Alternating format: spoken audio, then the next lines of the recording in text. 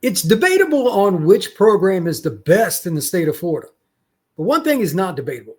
It's not the Florida Gators.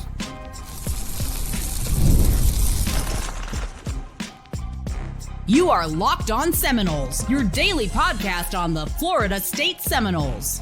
Part of the Locked On Podcast Network, your team every day. Back into Locked On Seminoles. I am your host, Brian Smith, longtime college football recruiting analyst. Thank you for making Locked On Seminoles your first listen each and every day here on the Locked On Podcast Network. Truly appreciate you stopping in and get all your latest Noles information. Today's show is brought to you by our friends at Gametime. Download the Gametime app, create an account, and use code LOCKEDONCollege for $20 off your first purchase. The only thing I'm going to talk about today is inside the state of Florida. I'm going to go over rankings, quarterback stats, coaching decisions, some way better than others, and just what the progress is, or lack thereof, of UCF, USF, Florida, Miami, and Florida State. I'm going to give my own ranking, going to talk about some of these different situations and where these programs are headed, looking at possible firings, things they need to do to get to where they want to be. The state of Florida has been down, but there has been a lot of movement this year, and it is wild, so let's get to it. First thing I want to talk about are quarterbacks, and there's no order here. Repeat, there is no order. I don't want to see a bunch of people. Why'd you talk about this guy first? It is random. I just have their stats, going to make a few comments, go from there. And then we'll dive into the coaching aspect because coaches and quarterbacks are the two things people like to discuss the most. So that's what I'm going to bring for you and give my takes, very strong ones at that, on each player and coach in this circumstance. Taven Jackson, quarterback, UCF Knights. He's a little underrated. His dad was an NBA player for the Pacers. And really good athlete, 29 out of 45, so basically 2 out of 3, 471 yards, 10.5 yards per attempt, 2 TDs, no picks. But UCF was on the struggle bus against Jacksonville State. They win their last game. It's a really weak opponent, big. I'm curious to see Jackson against better comp. He's got talent. He's a fourth-year player removed from high school, played in Indianapolis. This is a guy that's got some skill, but what do they really have around him? And remember, this is the staff under Scott Frost reinvented, I guess. They're trying to rekindle all that magic from the better part of 10 years ago in Orlando. I don't know what to expect yet. I need to see more. And as a coaching grade, I'm just going to go fourth because they really could have lost to Jacksonville State. That's not good. But they also it doesn't take much to jump over the Billy Napier pile right now. So out of the 5 teams, UCF, USF, Florida, Florida State, and Miami, I'm going UCF fourth on the coaching list. Talent overall among the 5, they're the 5th. Right now, they're the 5th. After Malzahn left and all the things going on, I think UCF is a little bit down talent-wise, and we'll kind of get into it in perspective of could they improve. We'll talk more about that a little later in the show with recruiting and kind of the trends of the program, but right now, UCF is a very hard read.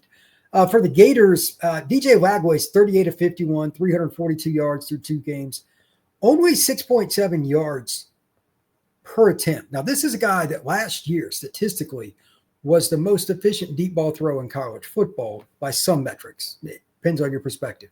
But he was in that conversation. Yet this year, with even more receiving talent and more experience, and Long Island on the schedule, he's at 6.7. If that doesn't scream coaching malpractice, I'm not sure what does. Now, I know they've had injuries, and I've discussed them on this show and on my other show, the Portal Podcast, here on the Locked On Podcast Network. However, 6.7 for DJ Lagway, there's something wrong. And that's why I definitively and very quickly put Billy Napier dead last among the head coaches in the state of Florida. Not shocking because he's number one also, my Portal Podcast. Same time this shows up, I put up one hot seat for coaches. Billy Napier is number 1 in the country. I do not think he's going to survive. I doubt many people do. They also have LSU and Miami coming up the next 2 weeks on the road. Good luck. And they also have an off week before playing Texas and then going to Texas A&M. So 4 out of the next 5 weeks are all very difficult tasks. They'll probably win one of them in big fashion and lose one of them in big fashion because there's no predicting them. That's a coaching problem. But talent, you could argue that it's the best. I would say they got the second best roster in the state of Florida. Miami's slightly better, iffy, but it's pretty darn close. And they also have a lot of guys that are battling. They got an All-American center candidate. They've got multiple DBs that'll get drafted. They've got a nose guard that'll get drafted. They've got a running back that will play in the NFL. DJ will obviously play in the NFL, receivers. And yet they scored 16 points against USF. Again, coaching malpractice. The lack of calling a timeout towards the end of the game against USF, the lack of going for it, showing any guts earlier in the game. Like, all these reasons are why Billy's eventually going to be shown the door. And for the record, his buyout's under $20 million. So it's on him. But this is a wild, wild team. If they still ended up 7-5 or something and making a bowl, wouldn't shock me. But if they really bomb the next, say, 2 out of the next 3 games they play, how much will the buy-in be? This is a big factor in the portal era. How much will the buy-in be for the Gators? And will the last 4-5 teams they play see some iffiness? And maybe Napier shown the door. Maybe the week before they play Georgia, they got a bye week. That's my prediction. If I had to pick it, when they would do it, gives them more time to use an interim among somebody on the staff or whatever. But it's going to be ugly. The AD may need to go too. There's all kinds of wild parts to what's going on in Gainesville. So, yeah, it's pretty crazy. But I remember earlier this year saying it wouldn't shock me if Florida State went to UF and won, despite this being a team that they should probably lose to. Well, now it's the other way around. Florida State should beat Florida because Florida is just so topsy-turvy. It's easier to pick Florida State because they're the consistent team. My, how the mighty have fallen. All those Florida fans talking junk at the end of last year when they played much better. Well, they are back to the Billy Napier ways. So anyway, next up, we've got Byron Brown. This is a kid that's pretty darn good. I like this kid a lot.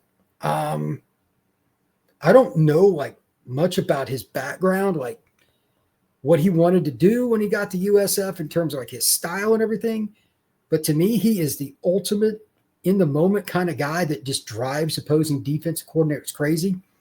He doesn't have like eye-popping stats, but they're pretty good. 39-60, 473 yards, only, 1 touchdown, no interceptions. At least he's not turning it over, but he's just so effective when he runs or when he extends plays. He drives you crazy. Ask Florida's defense. And he was clutch getting a few first downs and just extending plays long enough to at least get a pass towards his guy. He wore out the UF defense with just nimbleness and moxie. Love those kind of guys. So I think he's a pretty darn good player. And I've got them ranked 4th, a bit better than UCF. That's not a real hard bar to cross right now, but they still don't have anywhere near the talent that really the big 3 do. And yet they went into Gainesville and won. And that brings up the coaching. Alex Golish is really good. He may not be long for USF either. Who knows? Maybe he's the next guy in Gainesville. Anything's possible. But I do know this. You're talking about a staff that had no fear, that kicked that field goal, missed it at the end. They weren't worried about UF getting the ball back because they already knew UF wasn't going anywhere. Good for Golish, good for USF, hilarious for the rest of the country, bad for the Florida Gators, which I think is personally very funny because their fans drive me absolutely crazy. But Byron Brown, again, that's a quarterback you can win with. Do not be surprised if at the last, say, 2 weeks of the season, USF is at least in contention for the automatic bid from the G5. It is possible. It is possible. You got a coach that's good. You've got a quarterback that's a leader. They've got more skill talent than you know. No doubt about that. And they chase the ball well. They get to the football. They play hard on defense. I don't know what their depth is, etc. They're probably not super deep, being a G5 team. But somebody's got to make it from the G5. USF could certainly be that. When we come back, we're going to talk about Florida State and Miami, give my rankings like in order, and then we're going to talk about the Florida State and Miami rivalry. That game's coming up sooner than you think. That is next here on Locked On Seminoles. When the opening whistle blows on a new repair, get your crew moving forward with SupplyHouse. Order today and see parts on your doorstep tomorrow. Over 280,000 plumbing, HVAC, and electrical items from the most trusted brands in the business. The real-time inventory, honest lead times keep you from punting on projects, while their industry-leading customer service always has your blind side covered. If you need to get something right away, and I truly mean right away, this is a great opportunity for you because SupplyHouse will send you what you need next day. And it has all kinds of different things for you, from part finder tools and 3D schematics and everything else, so you can find what you need quickly and more efficiently. Join the free Trade Master program today and score serious perks while priority shipping, lower prices, and dedicated support lines are available. Visit supplyhouse.com to sign up for free. Use promo code SHCollege5 for 5% off your first order. That's supplyhouse.com. Real people, real service. This show is also brought to you by our friends over at Gametime. College football is back. Florida State is back. And this is a great time to go join the tailgates and have all the fun on campus and go to the game. But let's be real. Getting tickets can sometimes be a battle more than anything else. Hidden fees and prices at checkouts are not a lot of fun. And that's where Gametime comes into play. You can use Gametime and see your seat view, which is great. The app is easy to use, and you can search different games. For instance, I went and looked. Pittsburgh game, by the way, is a steal right now. There's a lot of tickets under $100. Check out the Gametime app to go check that. And there's other games you can check out as well. Miami and everybody else is on the slate. Gametime makes it easy for you to get those prices, and there's no hidden price. What you see at the front is what you get at the back. So take the guesswork out of buying college football tickets with Gametime. Download the app, create an account, and use code LOCKEDONCollege for $20 off. That's promo code LOCKEDONCollege for $20 off. Swipe, tap, ticket, go. Download the Gametime app today.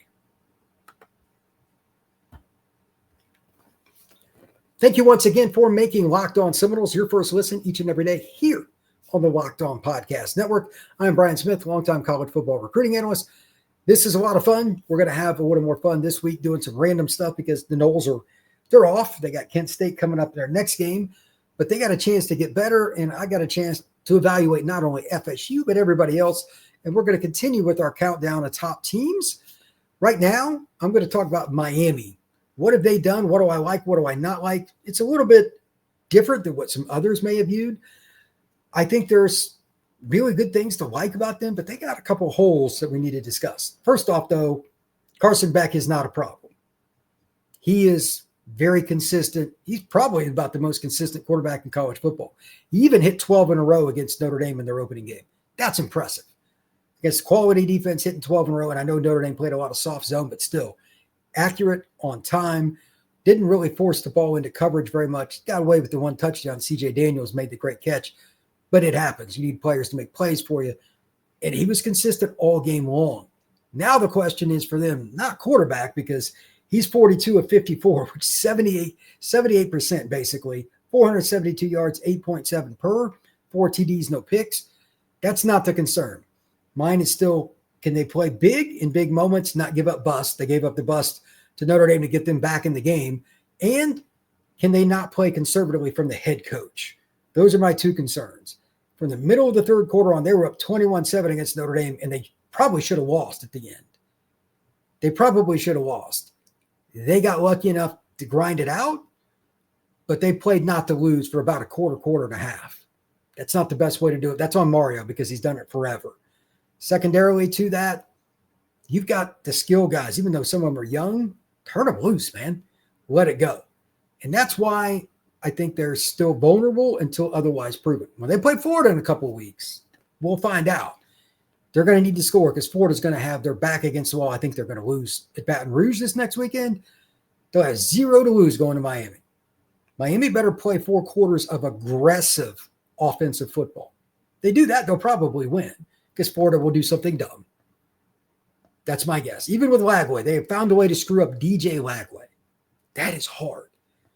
But if Miami plays consistently, it won't make any difference. So the other team, of course, would be your Florida State Seminoles. Here are the things that I like in conjunction. I'll give Tommy stats in a second, but their consistency of the roster in terms of how they just played together this year. There are some spots that don't have necessarily a ton of NFL talent, not all the offensive linemen, not all the DBs, etc., that are playing a lot. They got a backup linebacker that played some significant minutes this past weekend. That was a walk-on. Like, they've got those kinds of things, and they're still making it work. This team has more glue this year than about anybody, and it's so ironic because last year, Florida State, they were a sieve in terms of having that glue, having that continuity and that team chemistry. amazing what 1 year and a whole bunch of coaching changes can do. So give Florida State credit. To that point, one of the things that Norvell and his staff did, they brought in Tommy Castellanos. Here's what he's done so far this year. Just talking passing, obviously he's a tremendous running threat. 17 to 25 in 2 games. That is 68%, 389 yards, 3 TDs, no interceptions. But here's the key stat. Like Carson Beck has been very good for Miami. That's not debatable, really. If you're objective, 8.7 yards per attempt.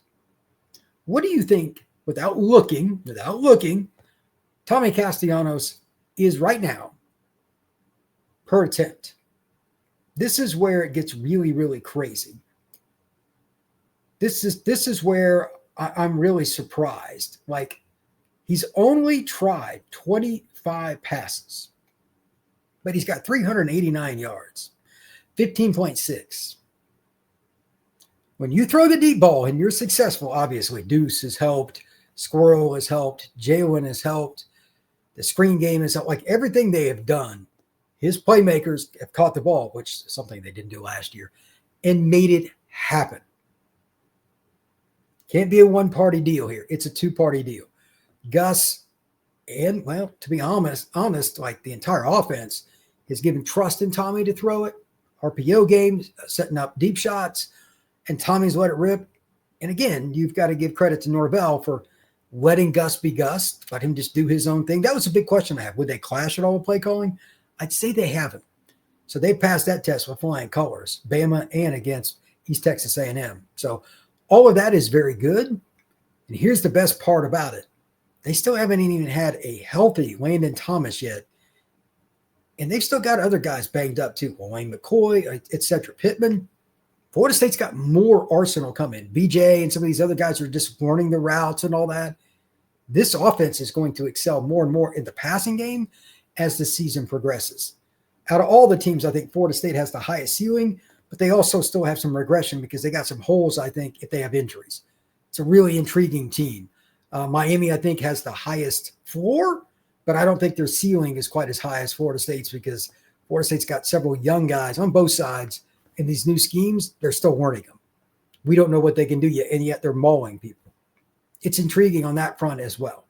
Now for my rankings. This shouldn't really shock anybody where we're at right now, and I don't think this will necessarily hold all the way through the season, but number 5 is UCF. I don't think we know much about them. It's hard to grade them at all because they play Jacksonville State and some other no-name team. They're 2-0, but they really haven't played anybody, and they almost lost in Jacksonville State. So they're my number 5 team in the state of Florida. Number 4, this is embarrassing, but it's true, the Florida Gators. The coaching has been so bad. In that game against USF, they should have won by 15 points or more.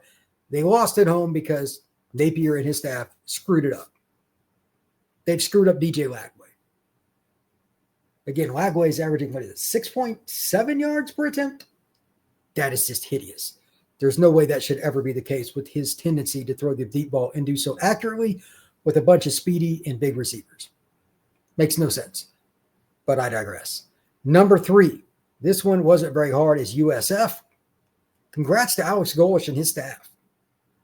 They went into Gainesville. They got it done. They grinded it out. They just played like they should. They were aggressive on that last drive, but not overly so. Like, it was so well coached, timed up. They really couldn't have done it much better. Congrats to the USF Bulls. They have earned it. Now, good luck to the administration keeping Alex Golish after this year with all the different coaches that are going to be changing around the country. Number 2, I've got Florida State. I want to see what they do more before I put them ahead of Miami, but it's pretty close. This is a 1A, 1B. Kind of pick your spot. Miami was better than Florida State last year, obviously, so I'll give them a slight edge. But this is trending towards Florida State passing them. And, of course, the game on October 4th will decide that. So just let it be decided on the field. After that game, we'll do this whole ranking over again because you got Miami versus Florida. You've also got the situation with Miami traveling up to Tallahassee. You got USF that's going to play everybody's playing each other. This is fun. I'm curious to see how it goes. Now, when we come back, I want to talk a little bit about the rivalry, speaking of Miami and Florida State. Some key points about the rivalry, why it's so important. That is next here on Locked On Seminoles. Quick question for all Florida State fans and football fans out there in general. If you could go back in time, sit in the front row of whatever team that you root for and wear a cap, what hat would you be wearing? And yes, I said, what hat? Because the hats have changed. Some of the logos and the licensing and stuff like that, it can be a little bit different. So for me, it would be the game. These aren't just hats. These are the same vintage styles from the 80s and the 90s. I used to have a ton of these hats. I wish I still had some of them, actually. Guess what? They still go for the same price as they did back then. It's not like those $30, $35 hats that you go in and you see at the mall. You can get these with the code LOCKED ON and get a vintage hat for $16.99. Just head over to gamecaps.com. That's thegamecaps.com. Grab your team's classic retro circle design and use code LOCKED ON for an exclusive discount because legends wear the game. Florida State versus Miami is a tremendous college football rivalry. It's one of my favorites.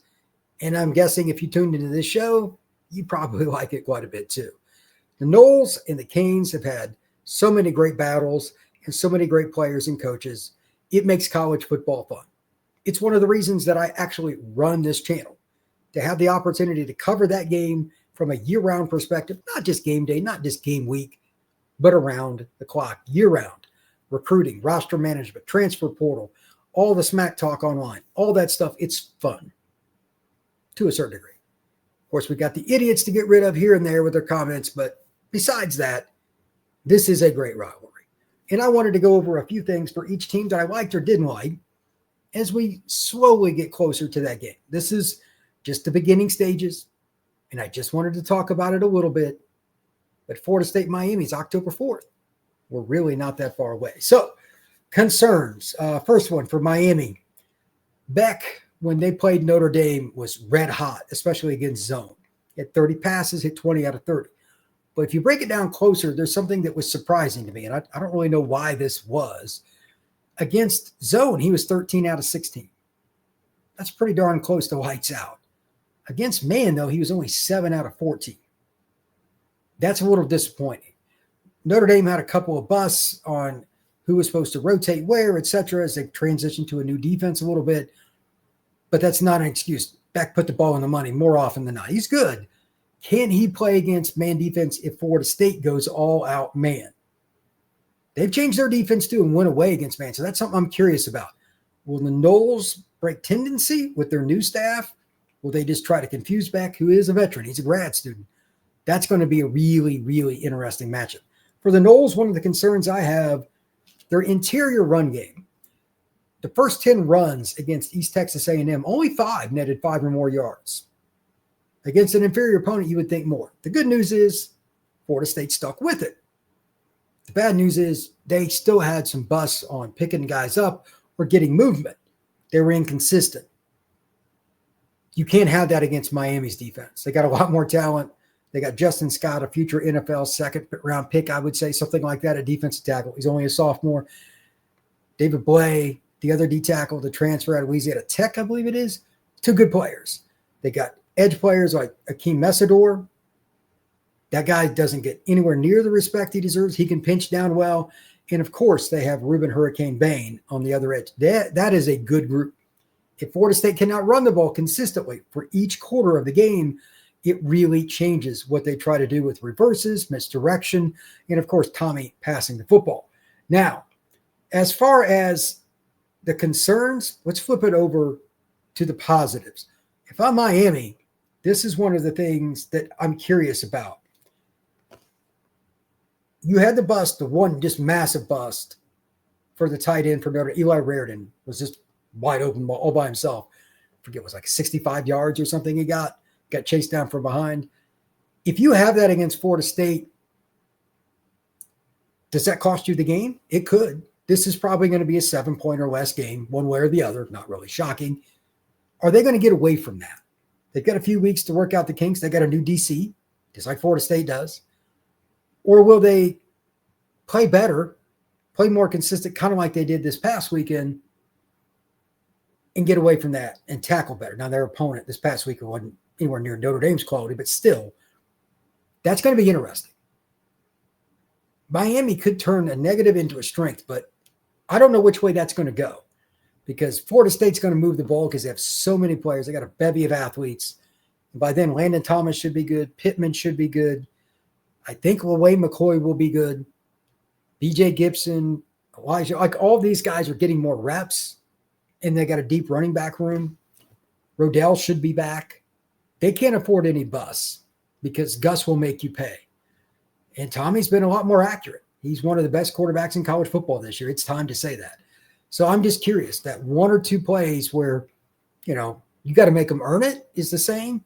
Well, what if you don't? Would they lose if Florida State gets a freebie? It's possible.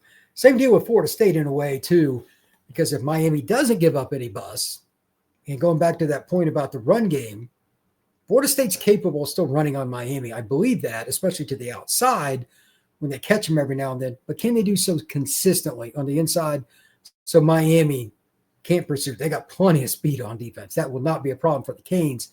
I also think that if you look at the Miami group defensively, they play with a little more edge than they have the last couple of years. That's really important. Florida State cannot get down against them, give them momentum, and take the crowd out at Duke, which that place was just absolutely electric against Alabama. So, again, I expect this to be a 7-point game one way or the other. Right now, I don't know which way I would go because I need to see the injury report from Florida State. Don't pay attention to Miami's because the worst person in college football with injury reports is the guy in Coral Gables. It's pathetic. But nonetheless, Florida State needs to get healthy, and then we need to see how this kind of works out. But Florida State, if they get down and they just have to throw the ball around, that changes Gus's offense a lot. So they need to hit plays when they're there, especially if it's a bust. And if they don't, they got to be patient. Miami might play a lot of shell defense to try to keep plays in front of them, especially after what Florida State did the first 2 weeks.